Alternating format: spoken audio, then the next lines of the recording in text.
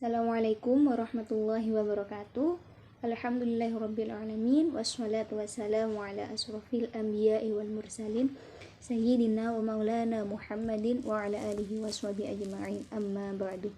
Perkenalkan, nama saya Lailatul Badriyah.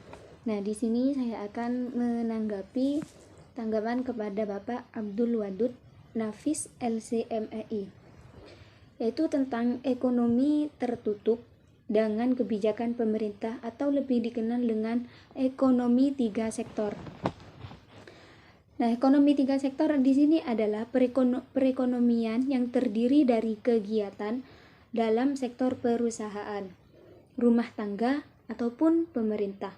Nah, namun ketika dalam ekonomi dua sektor bahwasannya seperti rumah tangga memproduksi dan perusahaan juga memproduksi.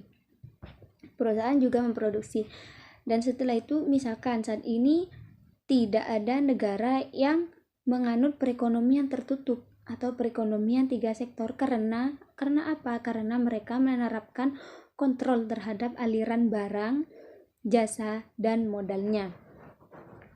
Dan perekonomian tertutup membuat produksi barang yang sangat terbatas, baik dari sisi kuantitas maupun variasi. Masyarakat sudah menerapkan apa yang ada, mengekang kebebasan mereka untuk mengkonsumsi berbagai barang dan jasa. Dan kemudian dengan adanya campur tangan, pemerintah menimbulkan dua perubahan, yang diantaranya yaitu yang pertama, pungutan pajak. Pungutan pajak yang dilakukan oleh pemerintah menambah pengeluaran pada industri dan rumah tangga. Dan yang kedua, pajak di sini memungkinkan pemerintah melakukan pemberbelanjaan, dan ini akan menaikkan perbelanjaan agregat. Dan selanjutnya akan terjadi adanya siklus pendapatan dan interaksi antar pasar. Yang pertama, terjadi sektor rumah tangga memiliki faktor-faktor produksi yang dibutuhkan untuk proses produksi barang dan jasa privat maupun barang jasa publik. Seperti itu. Dan yang kedua, sektor perusahaan. Sektor perusahaan di sini yaitu aliran pengeluaran sektor rumah tangga merupakan aliran pendapatan sektor perusahaan. Yang ketiga, sektor pemerintah. Fungsi utamanya adalah menyediakan barang publik. Dan yang keempat di sini ada sektor luar negeri, yaitu dari sektor rumah tangga, perusahaan, dan pemerintah, merupakan perekonomian domestik. Perekonomian dikatakan tertutup jika tidak melakukan interaksi dengan sektor luar negeri. Dan di sini juga ada tiga pasar utama. Yang pertama, pasar barang dan jasa.